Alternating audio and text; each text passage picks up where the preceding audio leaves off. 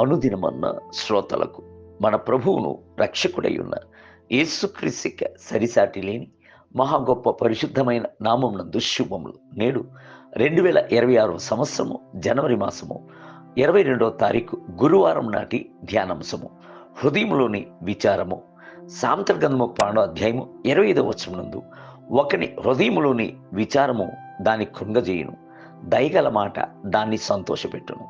హృదయములోని విచారము అనుట విశ్వాసం యొక్క బద్ధ శత్రువై ఉన్నది.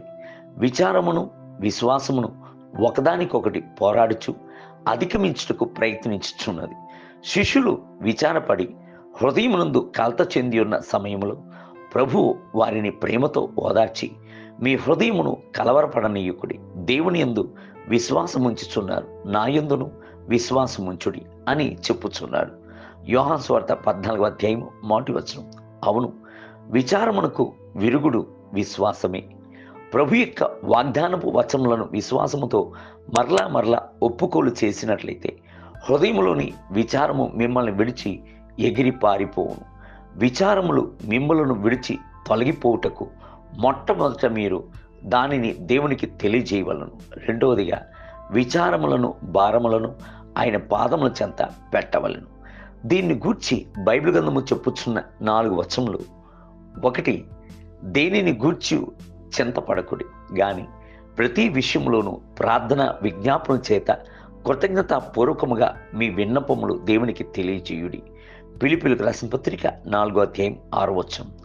రెండవది, ఆయన మిమ్మల్ని గూర్చి చింతించుచున్నాడు గనక మీ చింత యావత్తును ఆయన మీద వేయుడి. పేతురు రాసిన మొదటి పత్రిక 5వ అధ్యాయం 7వ వచనం. మూడవది, మీ భారము యెహోవా మీద మోపము, ఆయనే నిన్ను ఆదుకొనును. నీతిమంతులను ఆయన ఎన్నడూ కదలనియ్యడు.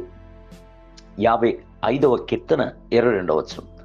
నాలుగవది, ప్రయాసపడి భారము మోసుకొనుచున్న సమస్త జనులారా, మీరందరూ నా యొద్దకు రండి, నేను మీకు విశ్రాంతిని కలుగజేయుదును. మత్తయి సువార్త 11వ అధ్యాయము 28వ వచనం. ఉదాహరణకు, మీ కుమార్తె యొక్క వివాహమును జరిపించుటకు 1,00,000 రూపాయలు కావాలి అని అనుకునుడి. మీ వద్ద 1000 రూపాయలు కూడా లేదు. అందుచేత హృదయము కలత చెందుచున్నది.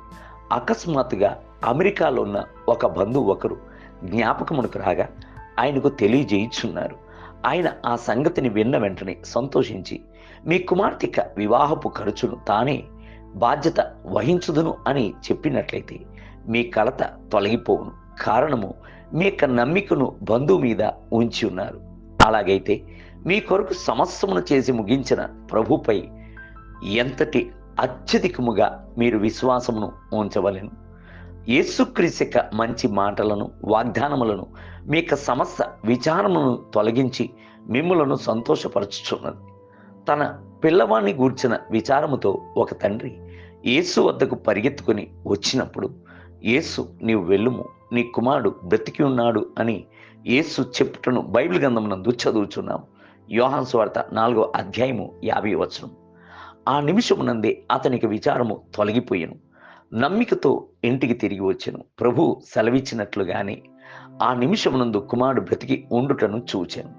దేవుని బిడ్డలారా, విచారములు మీ మీద దాడి చేయుచున్నప్పుడు ప్రియ రక్షకుని యొక్క ప్రేమగల మాటలు మిమ్మలను ఆదరించి ఓదార్చును.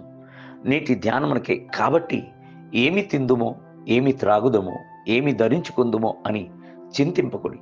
అన్యజనులు వీటినన్నిటి విషయమై విచారింతురు. ఇవన్నీ మీకు కావాలని మీ పరలోకపు తండ్రికి తెలియను. మత్తయి సువార్త 6వ అధ్యాయం 31 మరియు 32 వచనం. నేటి వేద పఠనము ఉదయం నిర్గమకాండము 5, 6 మరియు 6 అధ్యాయములు. సాయంత్రం మత్తయి సువార్త 14వ అధ్యాయం 22 మొదలుకొని 36 వచనం. ప్రభు మిమ్ములను దీవించునుగాక. ఆమేన్.